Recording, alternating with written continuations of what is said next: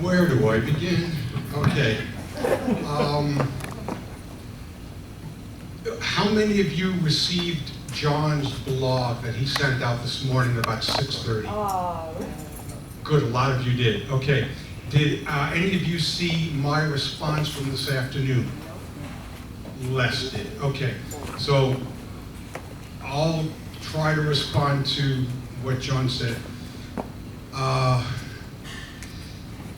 There was a very large lawsuit involving Elon Weiss and the association, and then Myers and Kaufman, 3 entities. In 2012, there was a long marathon settlement mediation, and most of the factors, most of the issues were agreed to by the 3 litigants. At the end of it, we thought that the terms included the insurance company paying Mr. Weiss about $56,000. By the end of that night, we thought we had a deal, but it turned out that some of the details between Myers, Kaufman, and Weiss, they did not agree. So it continued on. 30 seconds. Wow. Were we discussing on the phone? I'm getting there. 20 seconds. Okay, so, I'm sorry. Because the fundamental issues between Weiss and the association were already agreed to by the litigants. And by the way, it was Jerry Murrow who was present on the phone, Mark, Francis Mesereau, Charles Time's up. Pratt. Sorry. If somebody wants to ask me that question Sir, again, time's up. I'm sorry.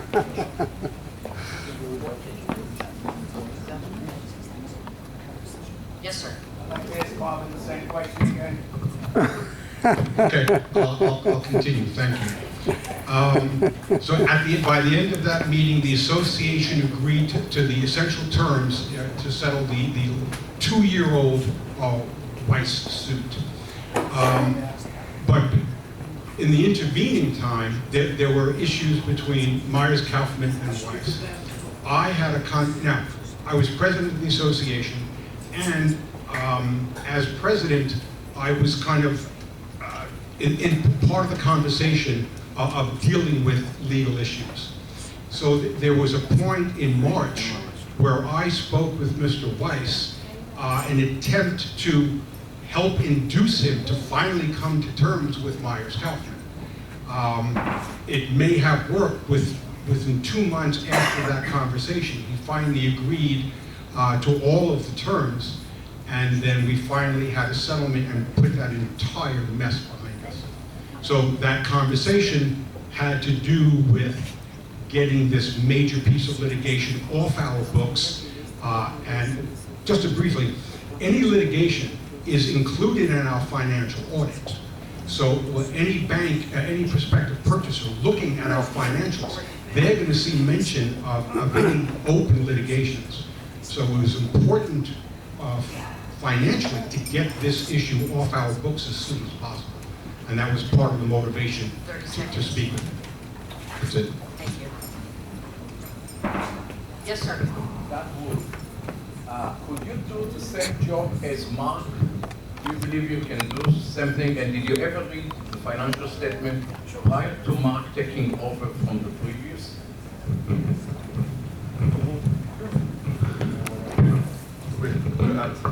Say the last part again? I didn't quite Did understand you it. ever read the financial statements prior to Mark taking over as treasurer? Prior to Mark taking over, I did not because I was not on board. Yeah, but did you figure those financial statements before? No, I was not on the board. That you couldn't figure them out because they were all crooked. Right, as Mark attested to. Okay. Questions, please? Yes. Are you aware that Wait. Mr. Weiss is already... Wait, we need a mic. We need a mic. Hold on just a second. And if you would please say your name? Ed Kaufman. Mr. Tao, were you aware that in Mr. Weiss's lawsuit there were maybe closer to 10 defendants? And are you also aware that there was never any resolution between Weiss, myself, and Mr. Myers, and that lawsuit was settled without any resolution whatsoever, and that Weiss discontinued the lawsuit of his own volition without any matters or issues ever being decided between myself and Douglas Myers? Are you aware of that? I'm waiting for you to finish, and I'll respond. I'm finished. As far as the first part, when the lawsuit, when Mr. Weiss initially sued the association, he named the association, specific board members, other unit owners, and employees of the association. There was a whole slew of defendants. So yes, I was aware that there was a whole series of defendants. As far as other issues between you and Mr. Myers and Mr. Weiss, that has nothing to do with the association. My focus was getting the association part of that whole lawsuit settled, and that was my focus, and that's basically it. Thank you. Gentleman in the back. Can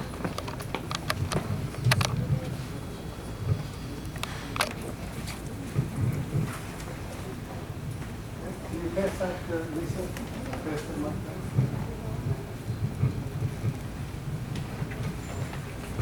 This is for Mr. Richmond, our treasurer. I'm getting the impression from you that you are the only one that can deal with the banks. You don't have any confidence in our property management company. You don't have any confidence in our accountant that we pay every year. Why is it that you are the only one that can solve our problem? That is a gross overstatement. I think I'm particularly suited to because I know the numbers backwards and forwards and have been working with Wells Fargo for 2.5 years and have been cited by them as an exemplary fellow in a letter. Be that as it may, I have received considerable help from Jason, who's been very helpful and very supportive. There is no question that there's plenty of room for everybody with an interest in this problem to solve it. What has to be done is to solve the problem. And the more minds that can be brought to bear on refinancing the loan and solving our problem, the better it is. So far, I've heard nothing but a bunch of baloney from the other side. Not problem solving, but crap. We need to solve problems financially, and that is the answer to your question. And anyone that can help us do that is welcome. Thank you. Yes, ma'am. Say your name, please. Nine Spiegel, I've been an owner for 34 years. Nina Spiegel, I've been a unit owner for 34 years. I will address this to either Marcio, Wendy, or Doug. Now you need to choose one. Okay, Wendy. If we're on a pay-as-you-go basis now, how do you plan to pay for improvements, refurbishing 6 buildings, roof repair, and fixing balconies that have concrete falling? Thank you for your question. First of all, there is a loan to be done. We pay a good amount right now on maintenance fee, enough to cover the cost of fixing the buildings. Yes. Please, please, We please. can implement innovative ideas. We can implement using our house staff as much as possible to avoid asking external contractors and do the work. There's a lot to be done, and we can do it. I don't believe the fact that we need an assessment and we needed this 7% increase to do the work. I think we have not a good management of our money so far, and 2 years have passed without any building being remodeled or being fixed. We have put our attention, or the current board has put their attention in seamless projects, like the speed bumps, like cutting the trees, and spend way too much money on one important project. And then the rest is being put aside, waiting and waiting and waiting. There is no reason to be. If we put our priorities together, if we put our heads together, we can be doing the work without having to spend more money. I hope I answered your question. Thank you. Thank you.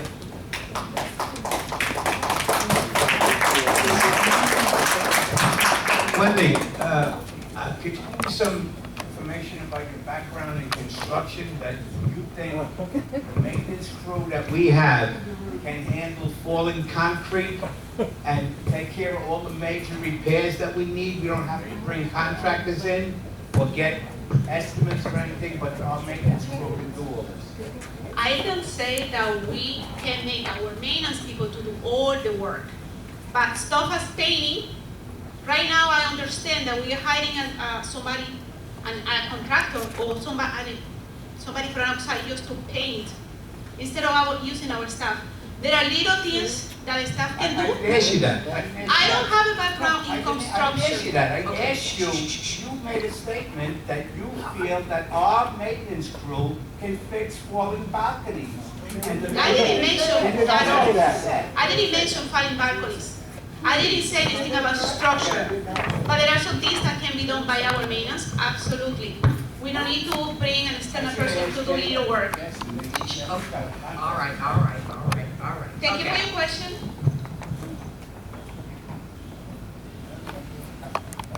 Say your name again, please.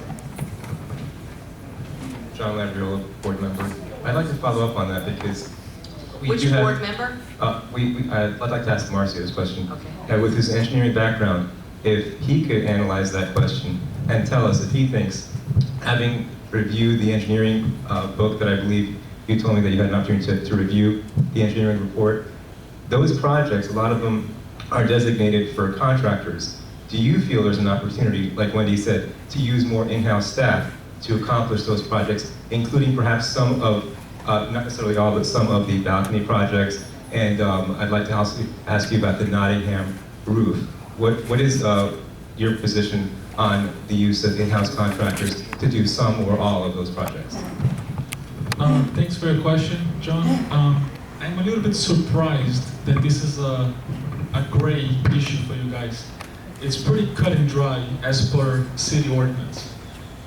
It is mandatory for a licensed contractor, insured, bonded, to do any kind of structural repairs, and there is no room in the law.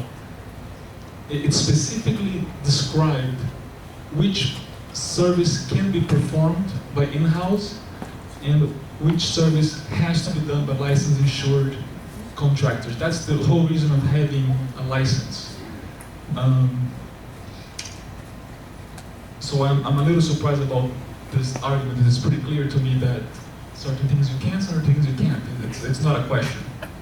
So, Thank you.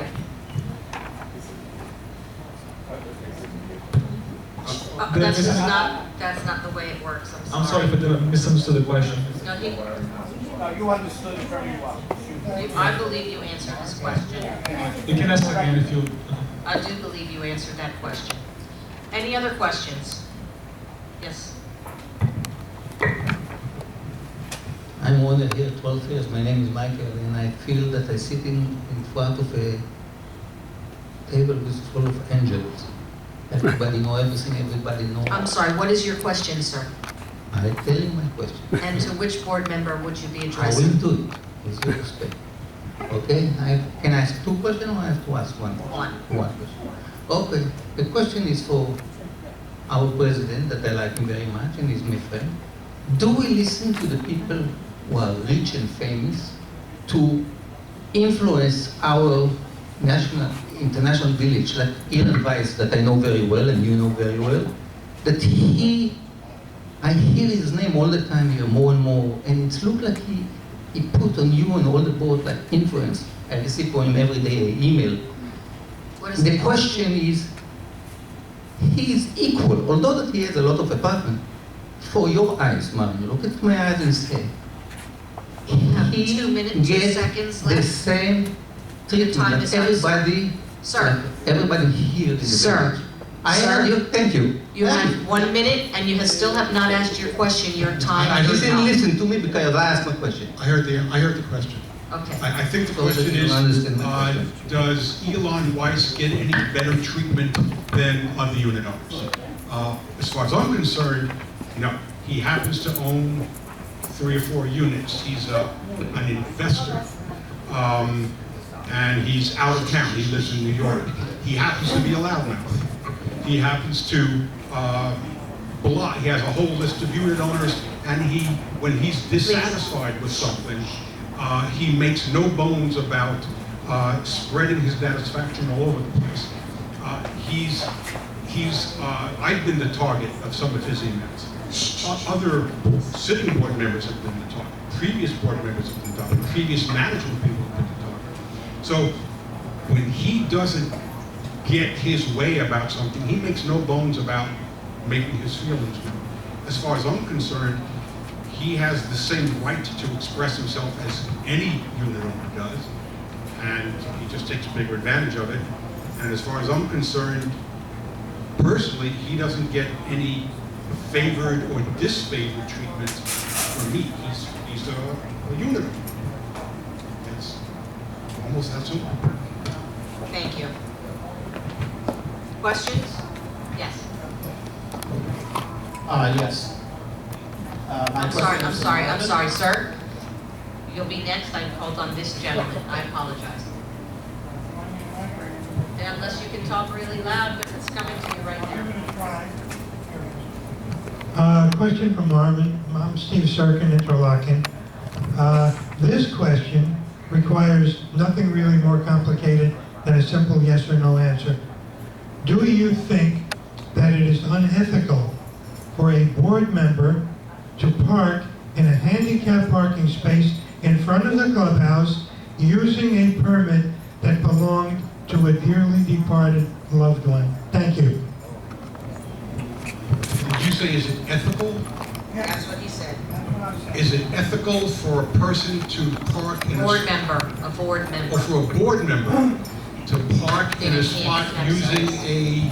A placard from someone who's passed on. No, I don't think it's ethical. Thank you.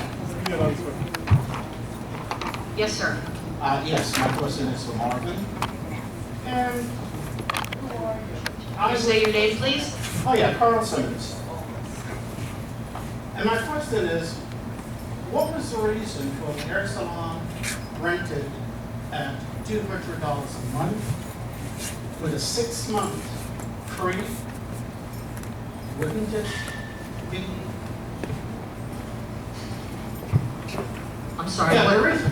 What yes. is your question, sir? The question is, for what reason was the hair salon? Who are you rented- addressing? Okay. Go on, Tom. Yes, for what reason was the hair salon rented at $200 a month for 6 months free rent? I guess I'm responding on behalf of the entire board because the board voted for this contract. I'll just give my point of view about it and why I voted for it. I believe the hair salon is as much an amenity for the village as anything else. It has been here for many years, and my understanding was there was a decent following, and a significant number of unit owners wanted a hair salon on premise, and they liked Anna Maria, and they wanted her back. So I voted yes for that contract because she's providing a service and amenity, and I believe I was acting on behalf of a significant number of unit owners who wanted that service. Any other questions? Yes, sir.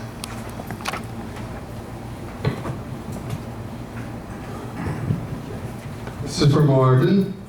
Marvin, why didn't you question Mr. Fitzpatrick's fiscal responsibility when he decided to challenge in court the DBPR decision that awarded Myers Kaufman $11,300 in back rent for St. Moritz 2Y? The DPPR decision had already reduced the award by any rents received during that period, which was the basis for Mr. Fitzpatrick's challenge. Also, Mr. Fitzpatrick's refusal of admission to the clubhouse to Myers Kaufman without board approval showed a lack of fiscal responsibility, and both actions cost the association many, many thousands of dollars. But you were silent. What is the reason for your silence? I guess the simple fact is you have no way of knowing whatever my private conversations were with Charlie about this issue.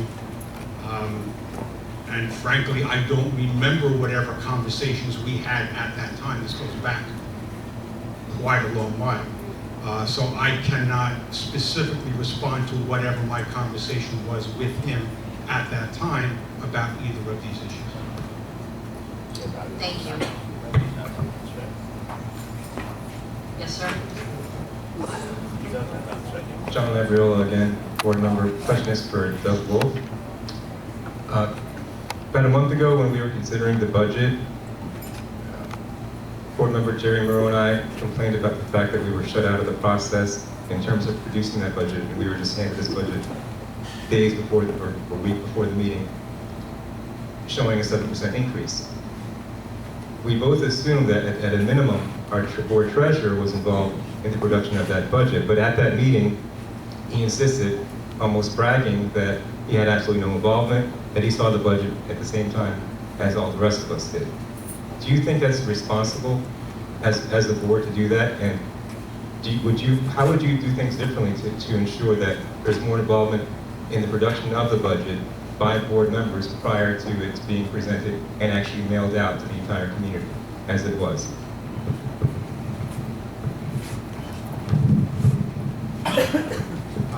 Yeah, well, I must confess that I did find it to be bizarre, because at that particular meeting, the board collectively, with the exception of Jerry and yourself, was in fact sort of bragging. I wouldn't say bragging, but they definitely were very sort of open about the fact that they had not received the budget. And in fact, I believe Mark used the word micromanage. We're not in the business of micromanaging. We need to leave it solely on the desk of our property manager, Jason. I think Jason is doing a wonderful job. I don't think anyone would deny that. However, I think as the treasurer, I think you should, and the board collectively, should be involved in the budget. After all, we live here, the property manager, while doing a phenomenal job,